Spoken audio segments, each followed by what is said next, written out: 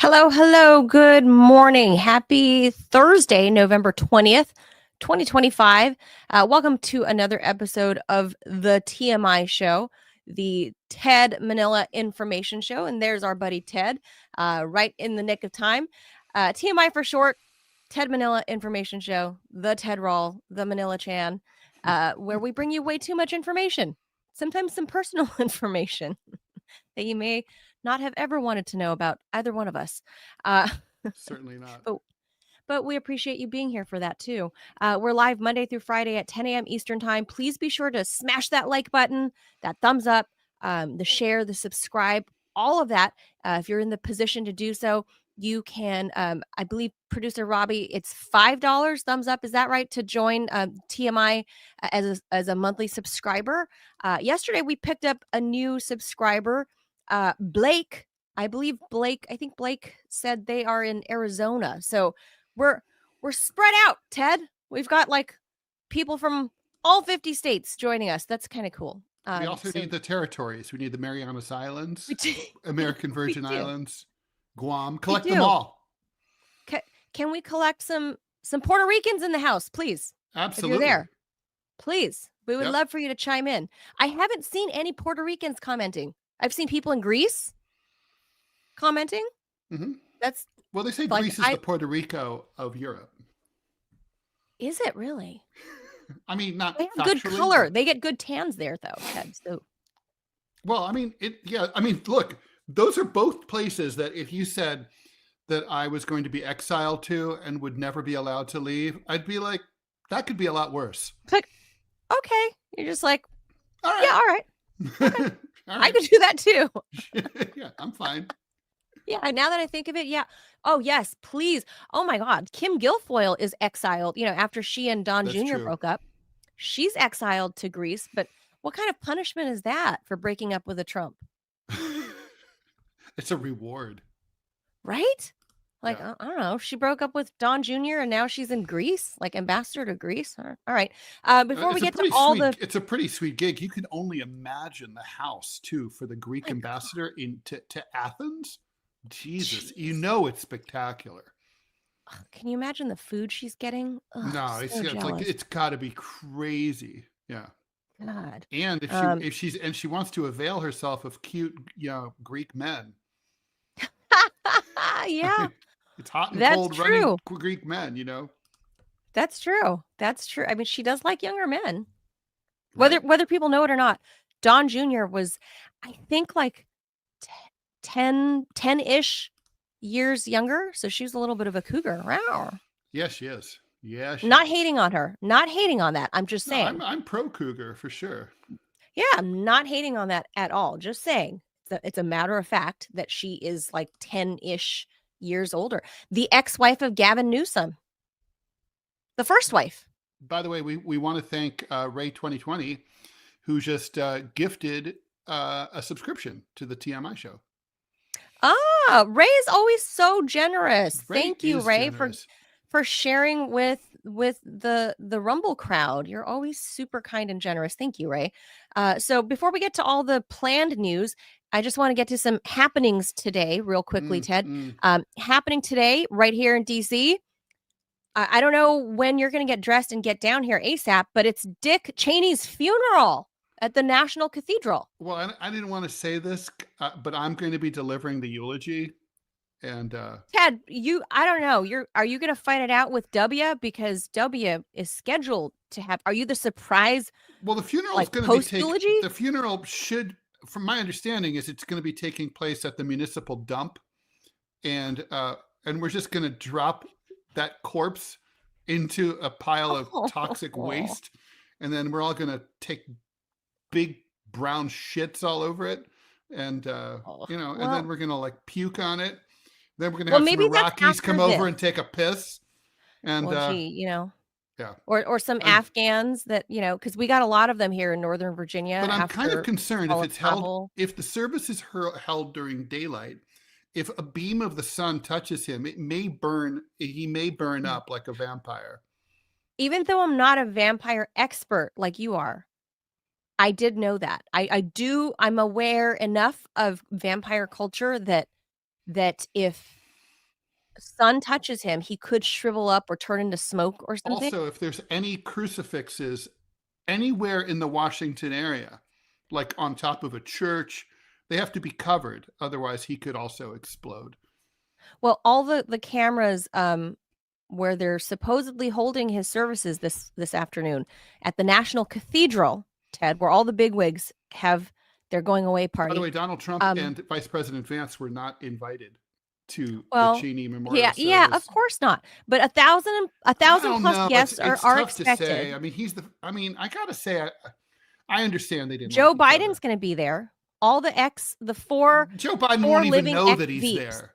I know, but his body will be there. Biden's physical shell will be there. True.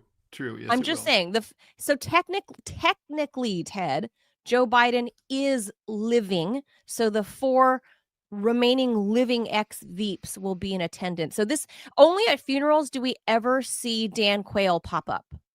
Oh, do you think? Oh, he will be there.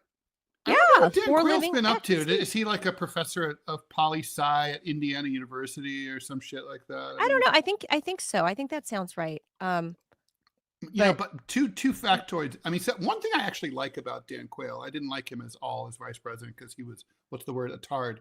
But forgettable. I like the fact that before January 6th, Pence called Quayle because Trump had asked Pence, please don't certify the results of the election on January 6th, 2021.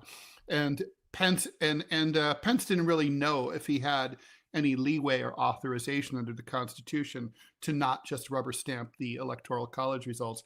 So he called his fellow Indianan and former vice president who had to perform the same duty as vice president, Dan Quayle. Oh, right. And so he called Quayle, and Quayle said, in no uncertain terms, you don't have any flexibility. You're just there to rubber stamp.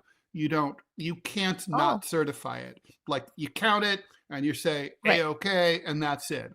And so the other thing about Quayle is Quayle became a spokesperson for deep vein thrombosis, not in favor of deep vein thrombosis, but to educate people about it. And because he got it from flying a lot in cramped seats. I think I heard that. Is he tall?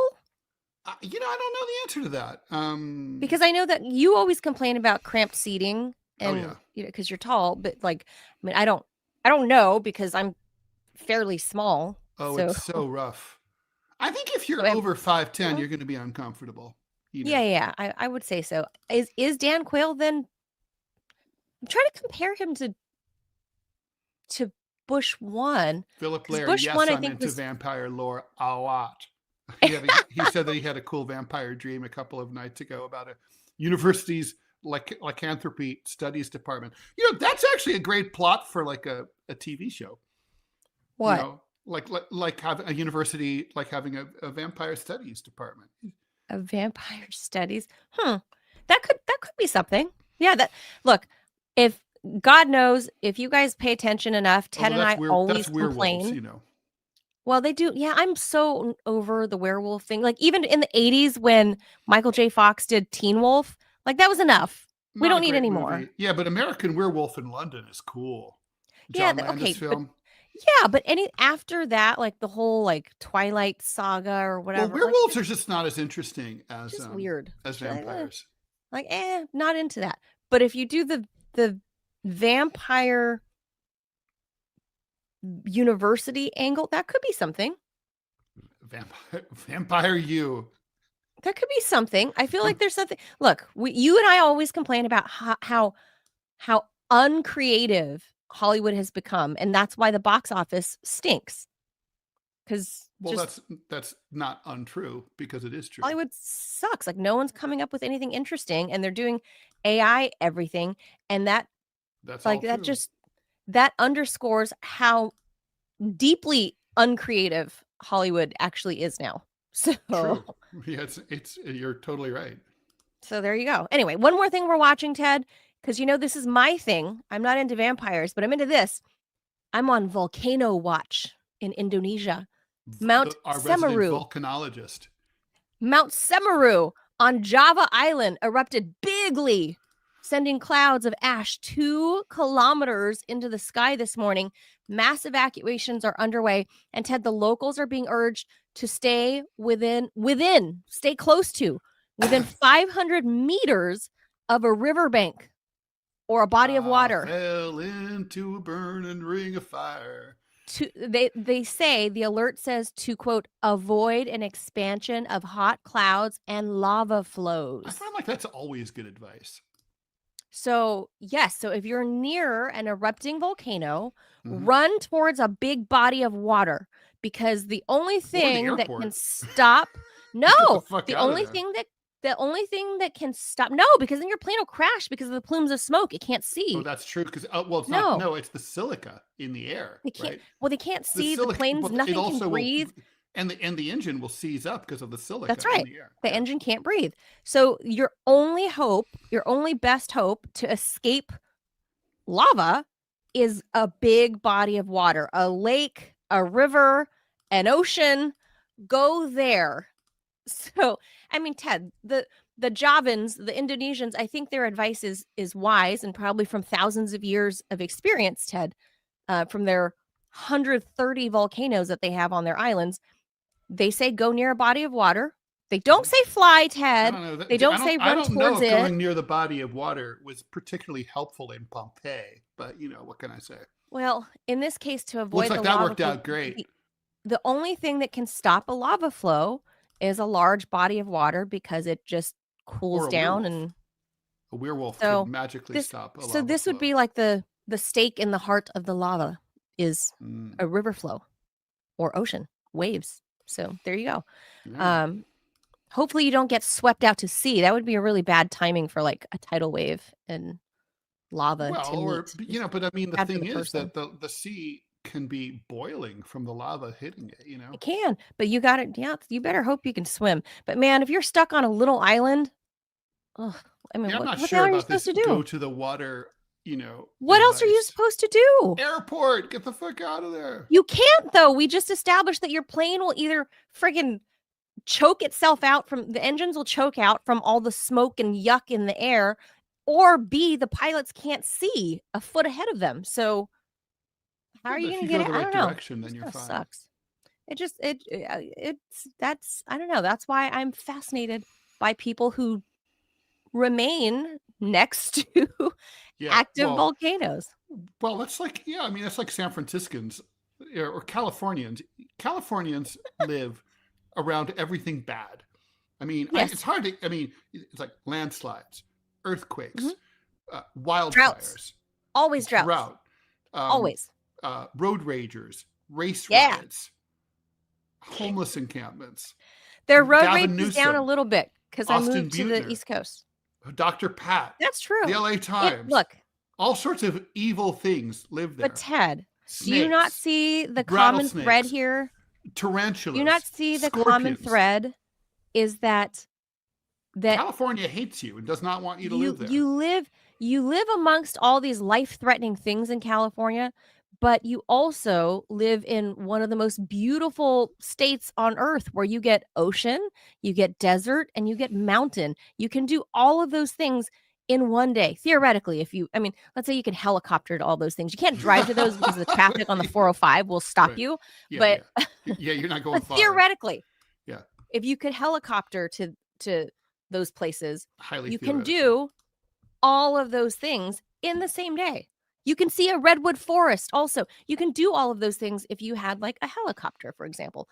It's beautiful land, but it too, the natural conditions of it will kill you. But that's any place that's gorgeous, like Indonesia, like all the Ring of Fire Islands. You're saying pretty places are inherently dangerous? Yeah, just like hot chicks with crazy eyes, like you and Jamaral are into. Mm-mm. Like the Lorena Bobbitts of the world. That's what these islands are analogous to, Ted. That's an excellent point, Manila. You are right. Totally analogous to like Lorena Bobbitt.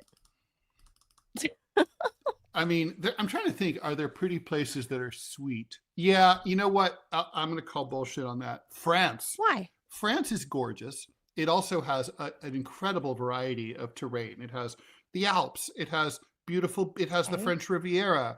The Riviera is gorgeous.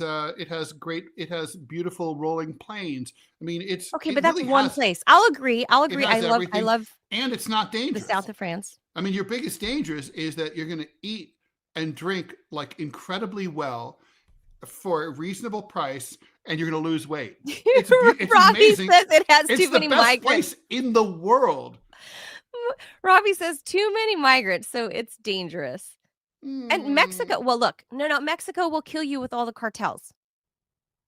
So, look, but Mexico for the doesn't most have part, cartels in most parts of the country. Look, right? So, you're going to find, my analogy still stands. Just because you occasionally find a hot chick that isn't psycho doesn't mean the vast majority of super hot chicks are not psycho. The vast majority of super hot chicks are psycho. That's what I'm saying. Oh, okay. So the vast majority of beautiful lands will come with things that will kill you. So it's not usually very friendly. I'm gonna have to think about that one. Yeah, we'll think about that some more. But anyway, with that, let's hop to all the stories because you got to get out of here to hang out with Scott. Stantis coming up at 11 o'clock Eastern time. All right, rock and roll. Okay, let's do it.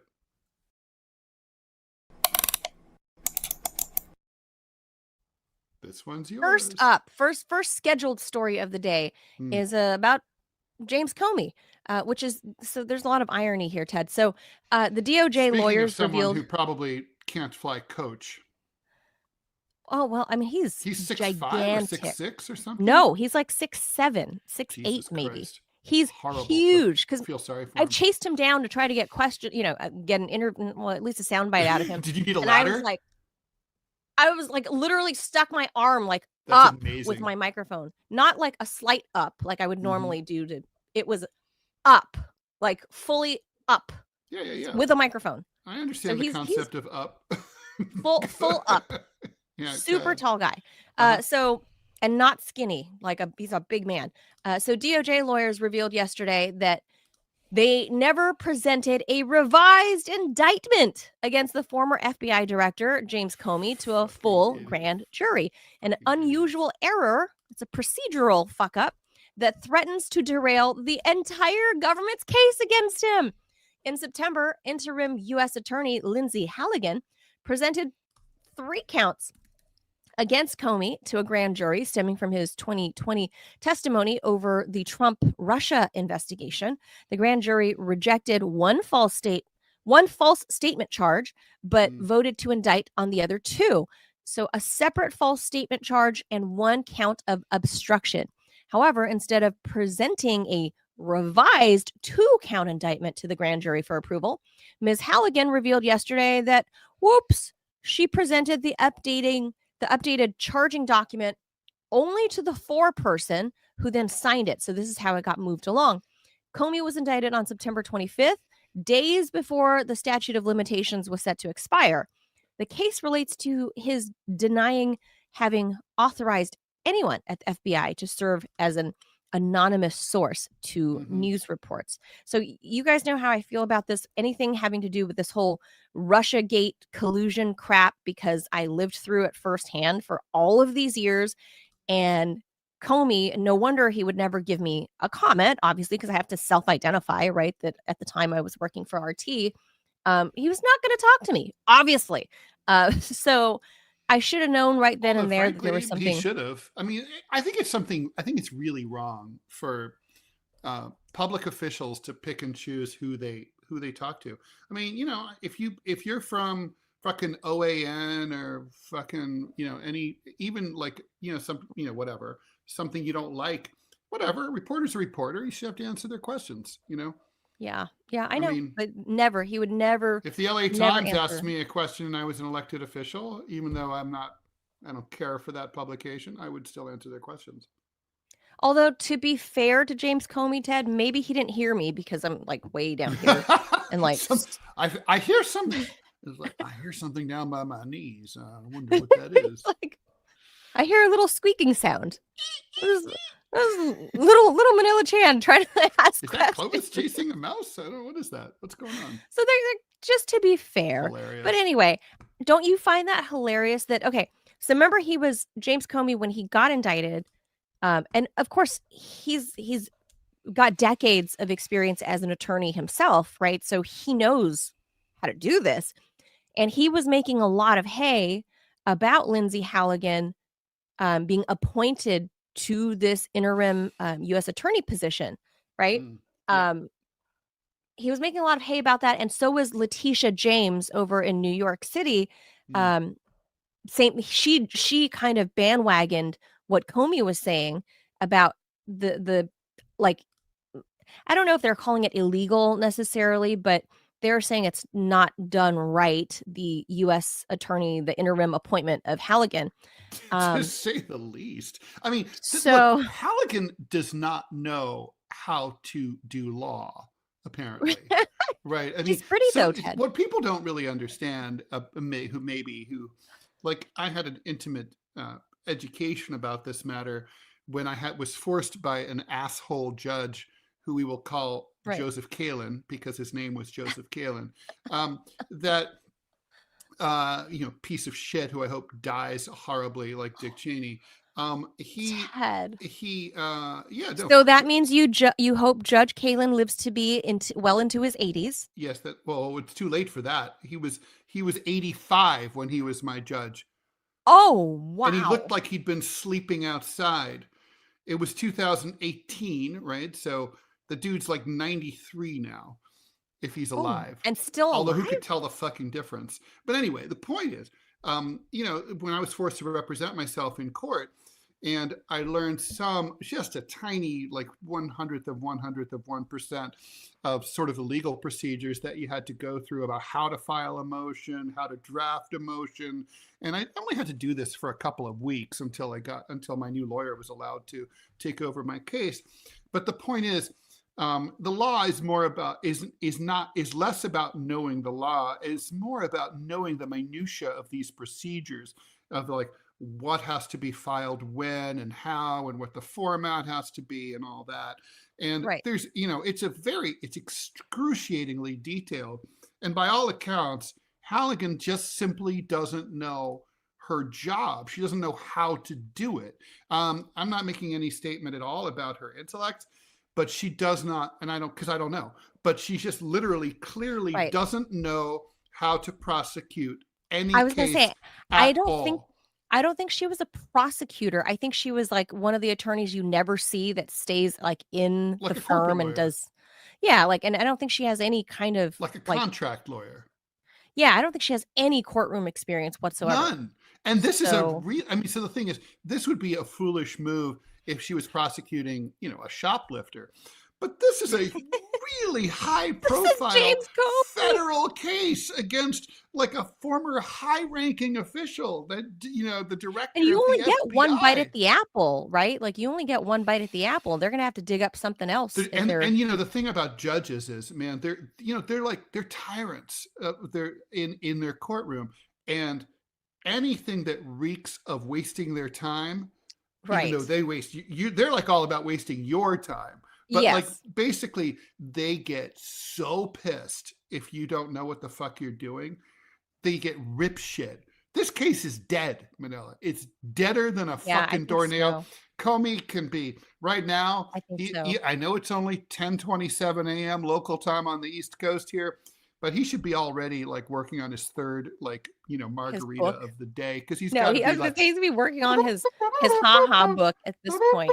Yeah, as much as I'd like to see him get dragged through the mud, he is a smart dude.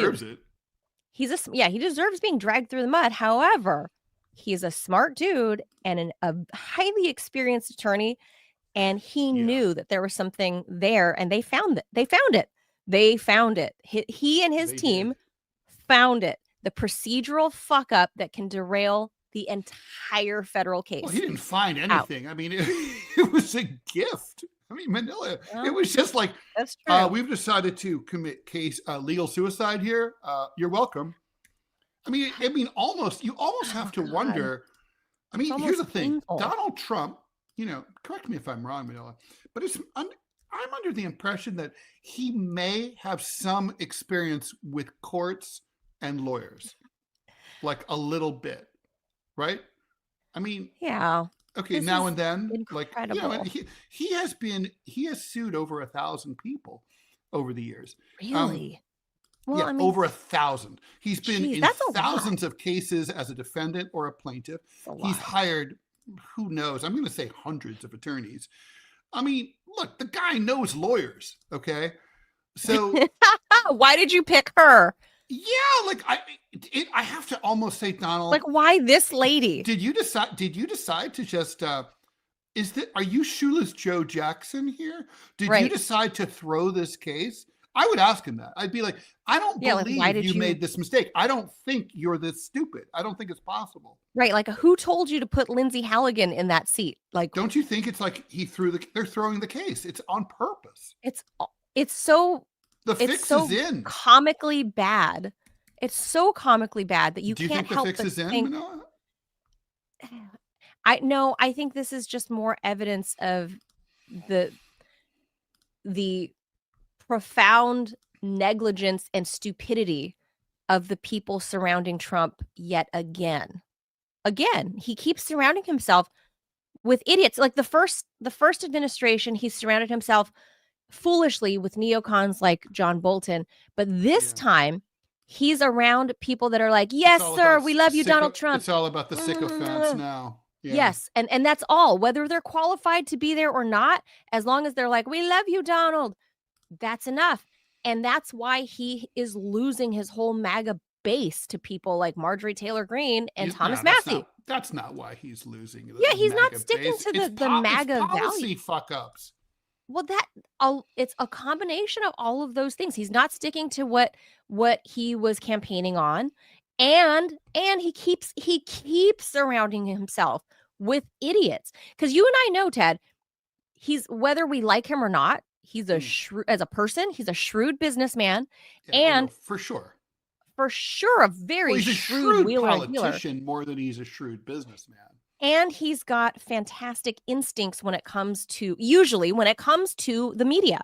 He knows how to work the media. Mm-hmm. He knows how to work the camera. He knows how to work and manipulate the media cycle like nobody else I've ever seen, Ted. Like there's no celebrity and no politician that I've ever seen that could control the winds of media like Donald Trump.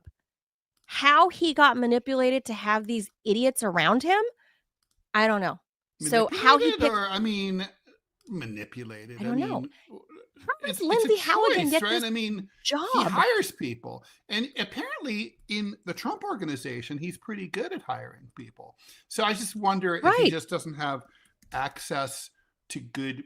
Maybe good people don't want to work for him, or maybe he doesn't recognize a good political person when he sees one, or he doesn't know how to find one. Maybe.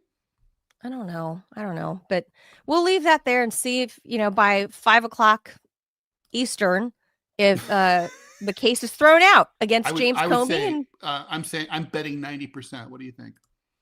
Oh, it's done. It's over. Like James Comey knows it. It's over. C'est fini. Yeah.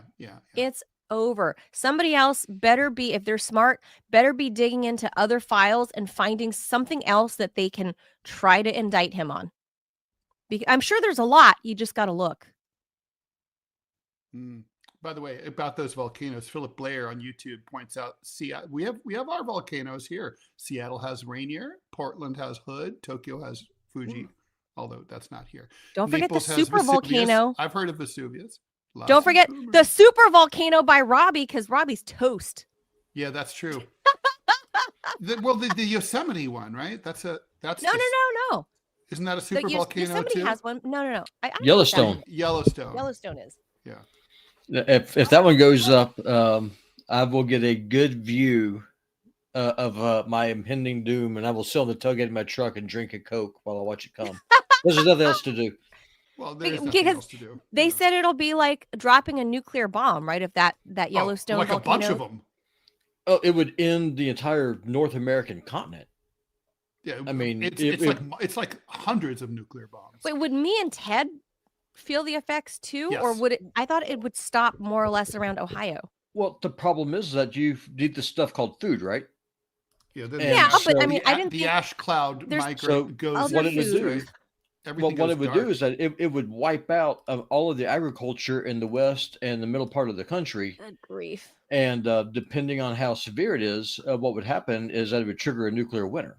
This is what happened to the dinosaurs. The monsoon would fail. Strike. So I mean, it would be pretty gnarly. Yeah, it would be catastrophic for sure. Now, me personally, I don't have any kind of biblical proof to point this out, but the book of Revelation, it talks about how God's going to end the planet. It sounds an awful lot like a supervolcano, just opening up the pits of hell. The locusts from hell will come out. The water becomes polluted. It's actually called wormwood, which conveniently enough is the Russian word for wormwood is Chernobyl, where it poisons all the water, poisons the oceans. The oceans become blood. I mean, it sounds like a super volcanic eruption to me. So I think that we're going to get a first-hand view. Well, yeah. Would you go out instantly and Ted and I would die slowly because of our food supply? Would you be just... No, I wouldn't die instantly because I'm far enough away and I've also got mountains around me. So no, it would be... It would... Well, if I'm lucky, it'll happen during the wintertime. So that way we'll just freeze. It gets like 60 below zero here. Yeah, freezing to death is not the worst thing. You kind of like... just go to sleep. Yeah, you come really? You just go to sleep. You go to sleep, you don't wake up. Hypothermia, it makes you sluggish. Oh, so between freezing, burning, or drowning, freezing is the best? Well, freezing's definitely is the right Well, move. drowning's fastest. I mean, you have the initial you have the fear, you have a couple of moments of pain, just take a couple of deep breaths and you're done. Freezing, you just get really cold till you don't, then you just turn numb and then you go to sleep. And then you just never wake up. That's what happens to the migrants here. For sure would suck. For sure. Well, you would die of smoke inhalation first, I think. Well, not die. Maybe you would pass out. No, it would just depend. But I mean, the big problem is like all the ash and stuff. It turns into concrete whenever it rains because the ash is not really ash. It's rock. And so then if it rains, then it just, that's why Pompeii, that's how it was preserved. It collapsed the pumice, it collapsed it collapsed the roof and then it just turned into like cement and it just preserved everything. Mm-hmm. Yeah, that's right. Well, so yeah, there's our I'm always on that volcano. I've been there. It's amazing. If you haven't gone there, it's really worth checking out. It's super volcano. Herculaneum's actually better. It's on the other side of the mountain, but from the same exact event. Yeah. And did you go to the boat dock where all the bodies were discovered? I did. And there's a museum too where they show like the casts of the bodies. And then there's also my favorite part was they found a wine store and the wine was still preserved inside the wine gourds. I wonder if anyone drank any of it. Apparently like you probably turns to vinegar by then. Oh, after 2,000 years, I would think. Yeah. Not to mention, it wasn't exactly stored under ideal conditions. No. One of my favorite volcanoes. We got to move on. Last comment. No, listen. Yes, we do. We got to go at 11. We got to go. Santorini, that big volcano in Greece, there in the Aegean Sea, that triggered the Minoan apocalypse. Because that's the islands of Antikythera. It's the rim of the caldera. That's someplace I would love to go see one day. That's cool. Never been. That's where the Antikythera mechanism was found at. All right. Let's move on. All right. Thanks, Robbie. All right. This one's you, Ted. Yes, it is. All right. Former Treasury Secretary and Harvard heavyweight Larry Summers is scrambling after revelations that he carried on friendly correspondence with Jeffrey Epstein, even after he was convicted of pedophilia. Now he's stepped down from some key roles, the board of OpenAI, and as well as all public commitments. Newly released emails show Summers asking Epstein for romantic and relationship advice about an unnamed woman Summers described as a mentee and exchanging flirtatious banter. "I'm a pretty good wingman," reads one message from Epstein. Even more damning, some of the back and forth dates as late as July 5th, 2019, just a day before Epstein's arrest. Despite no evidence of illegal this is, I guess, Epstein's second arrest. Despite no evidence of illegal conduct so far, the optics don't look good. Summers' contract with the New York Times will not be renewed. Other boards have dropped him. Harvard has launched an investigation. He's stepped down from teaching. Meanwhile, rumors swirl that even OpenAI might force they already forced his exit, so this is a little old. Summers said he's stepping back to rebuild trust and repair relationships. This is standard verbal verbiage in situations like this. PR, it's PR while handler insisting he'll still words. teach classes, but no, he will not be teaching classes, actually. No. Liz Warren says he can't be trusted to hold positions of influence. For a figure who once served at the highest echelons of economics and academia, this unraveler signals the end of a storied career and the end of yet another Epstein-era bloodletting of elite networks. Manila, I also think it's worth pointing out that Larry Summers was never much of an economist. I mean, even though he had all these positions, he was the president. All the accolades. Wasn't he the president of Harvard or Boston University? He was the president of Harvard. He was a key special economic advisor to Obama. He was often wrong about economic predictions and analysis. Right. But Ted, everyone in DC failed 2008, 2009 coming at all. Right? You fail up in DC, Ted. If you're anybody with any sense and ability, apparently. And you will lose in DC. Most notably, he famously said, not once, not twice, but repeatedly, that women can't do math or science because they're dumb. Did he say that? Yeah, he did say that. And I think, it's kind of like, a lot of women, including women who work at Harvard, can say different than that. Marie Curie wasn't exactly a dingus. It's kind of like, the sexism doesn't bother me as much as the stupidity. I mean, if that's the case, is there any wonder why he would go ask a perv like Jeffrey Epstein about how to talk to women, especially a mentee? You're fucking mentoring somebody and you want to hit on her? Yeah, gross. What a disgusting pig. Well, not to mention, it's just like, even if it's not disgusting, it's against the rules. Can't you just follow the rules? I mean, you're going to get fired. It's like, it's not illegal. You're not supposed to do that. Like, fine, I get that it's not illegal, but that's still gross and unethical, and that's basically like the teacher hitting on a student. Like, it's exactly like that. That's just gross. It's just gross and a violation of trust. Like, if I found out from my daughter that Larry Summers was giving her the vibes, I would have reported.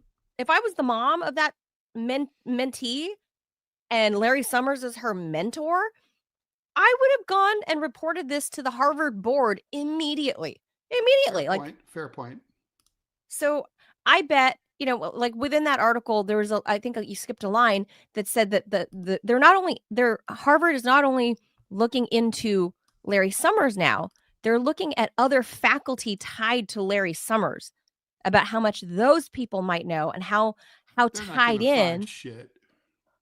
I mean, even if it's not illegal, you're going to find a lot of grossness, even if it's not illegal. Sure. That's not going to be a surprise. And remember, I think Epstein used to tell people back in the day, he used to wear Harvard gear all the time. I think he told people that he graduated from Harvard or something. That wasn't true though, right? I don't believe that was true. I don't think he ever got into Harvard. I don't think he so weird even went to college. No, wasn't he an attorney? No. I thought he was an attorney. No, he just kind of appeared one day. I think he went to college. I think he went to college, Epstein, but I don't think he graduated. I don't remember where, but it wasn't Harvard, I don't believe. And then he started teaching like a math program from, I forget which Bill Barr's dad was like the president of some like elite private school, like in Connecticut or something. And I think Jeffrey Epstein, I'm not saying he was a dumb guy. Like, I think he was smart, but I think he obviously was smart, right? No question. But he didn't go to Harvard, I don't believe, and he certainly didn't have a degree. But anyway, Bill Barr, the former attorney general, his dad was like some headmaster at some school, and his dad, Barr Sr., gave Epstein his first teaching job in like the math department at some elite boarding school or something. Boarding school, Ted. Jeffrey Epstein. Yeah, what could go wrong?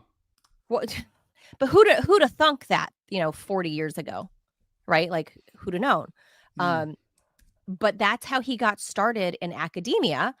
And then somehow he appeared with, I don't know, because he was like a math whiz, I guess, like that, some people are, right? Some people are mathy people. That's not to be confused with methy people. Epstein was a math person, a mathy person, I think by his natural ability. And he was given that job by Bill Barr Sr. I don't know if it's senior, but Barr Sr. And somehow his finances grew from there, Ted, and nobody can explain. No, nobody can, although there's lots of theories. Yes, we don't have time to get into all of those theories. A certain theories. Small country in the Middle East. I think Israel actually has fewer people than Laos, Ted. I think Laos has like 6. No, they might be about the same. Laos has like 6 million people. That's, I would have thought they would have had more people. Laos? Yeah. I mean, it's not a small country, and it has very very, very rich, agriculture.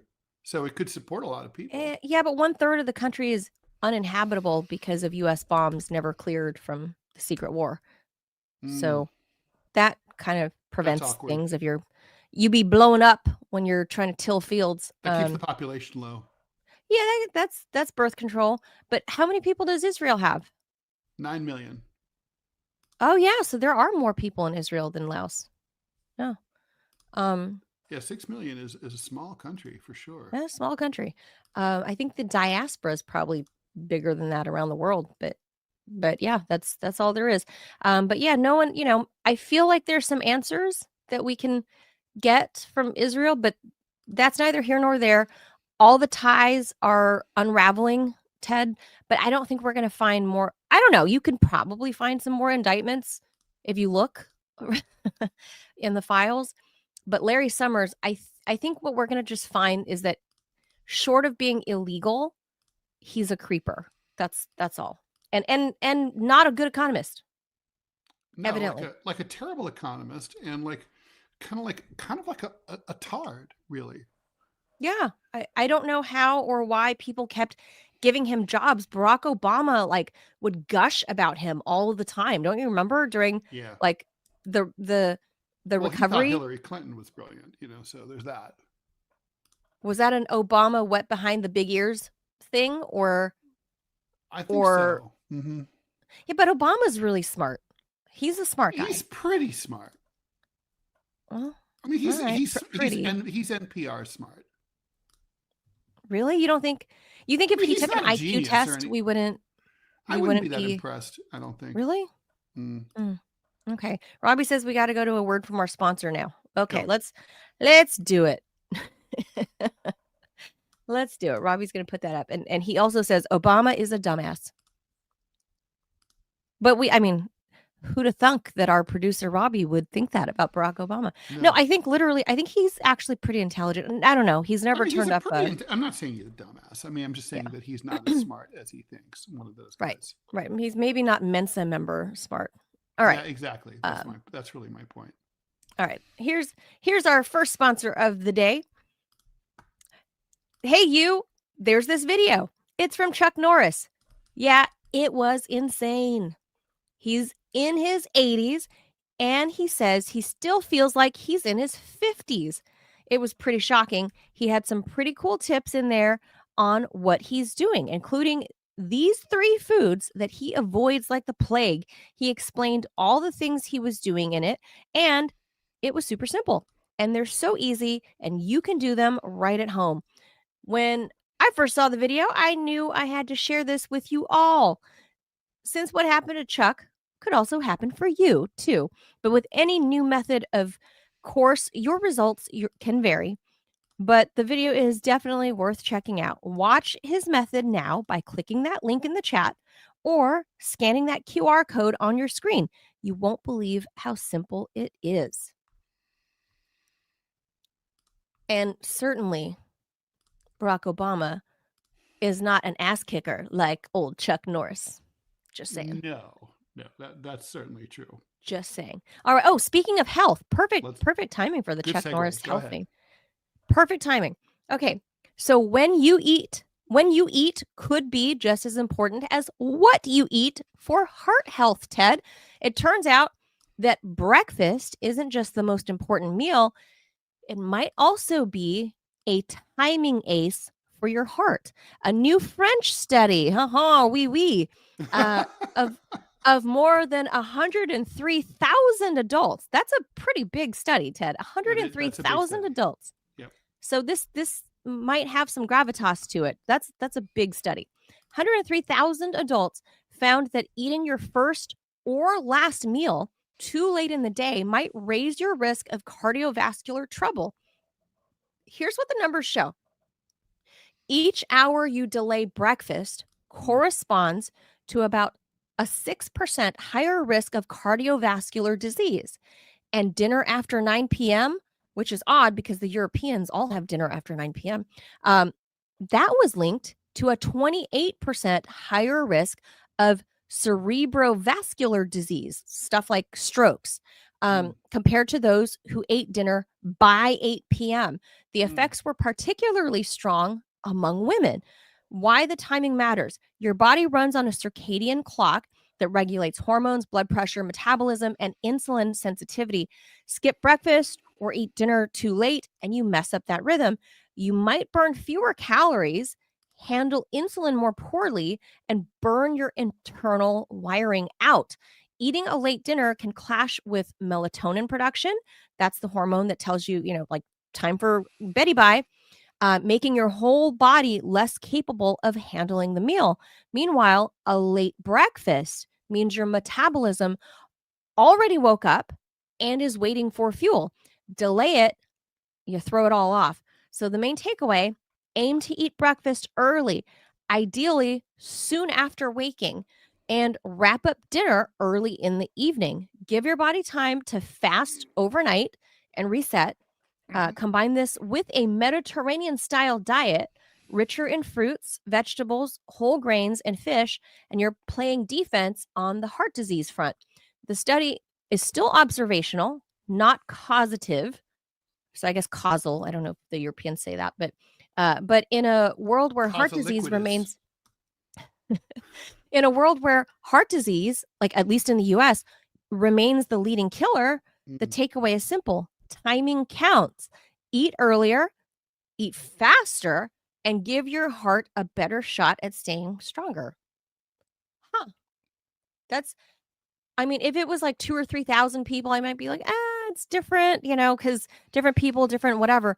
But the sheer fact that they studied 103,000 participants, that's maybe there's something there. So you wake up and you got to eat right away is basically what it's saying. And then don't eat after 8 p.m. Well, the French eat early.